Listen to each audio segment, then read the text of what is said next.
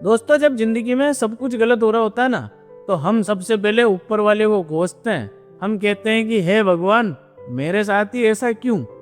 पर आज की ये छोटी सी कहानी सुनने के बाद आप कभी भगवान पर शक नहीं करोगे। नमस्कार, मैं हूं राजा अग्रवाल और स्वागत है आपका मेरे इस नए परिवार में। एक बार एक छोटा सा जहाज समुद्र के तूफान की वजह से डूब गया और उस जहाज पर सिर्फ एक आदमी बचा, जो बेहोश होकर एक सुनसान टापू पर आके गिरा।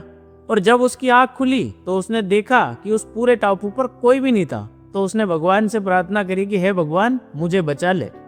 पर कोई भी मदद नहीं आई। बहुत सारे दिन बीत गए। अब उस बेचारे ने समुद्र के किनारे पड़ी हुई लकड़ियां और पत्तों से एक छोटी सी झोपड़ी बनाई, ताकि उसकी जान जंगली जानवरों से बच सके। और वो हर दिन समुद्र की तरफ देखता और उम्मीद करता था कि कोई जहाज आएगा और उसे बचाकर ले जाएगा।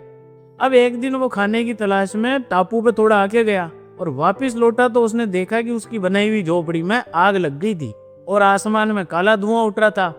उसकी झोपड़ी का सब कुछ जलकर खाक हो चुका था। तभी वह आदमी घुटनों के बल बैठ गया और रोने लगा और आसमान की तरफ देखकर गुस्से से कहा, हे भगवान, तूने मेरे साथ में ऐसा क्यों किया। एक छोटी सी झोपड़ी थी, वो भी तूने जला दी। तू इतना पत्थर दिल कैसे है। और वो रोते रोते वहीं रेत पर सो गया। अगले दिन एक बहुत बड़े जहाज के हॉर्न से उसकी नींद खुली। एक जहाज जो अब उसको बचाने के लिए टापू पर आ गया था। अब उस आदमी ने बड़ी हैरानी से उस जहाज के कैप्टन से पूछा कि यार, आपको कैसे पता चला कि मैं इस टापू पर फंसा हुआ हूँ। तभी कैप्टन ने मुस्कुराते हुए जवाब दिया कि हमें तुम्हारे जलाए हुए धुएं का इशारा मिल गया था और हम इसीलिए यहाँ आ गए।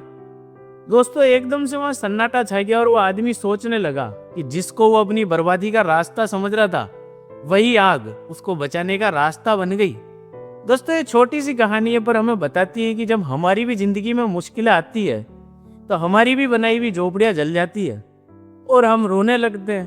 पर एक बात याद रखना, ऊपर वाला अगर आपसे कुछ छीन रहा है तो यकीनन ही वो आपको एक बड़ी मुश्किल से बचा रहा है या फिर कुछ बेहतर देने की तैयारी कर रहा होता है। इसलिए दोस्तों, लाइफ में भी जब कुछ समझ में ना आए तो ऊपर वाले की मर्जी समझकर उस पर थोड़ा सा सब्र कर लेना, क्योंकि वो ऊपर वाला आपका कभी बुरा नहीं चाहेगा। मैं हूँ आरजे राजा और जाते जाते बस यही कहूंगा कि दुनिया को दिखाने के लिए नहीं, खुद से नजर मिलाने के लिए जियो। कल फिर मिलते हैं एक नई सीख के साथ।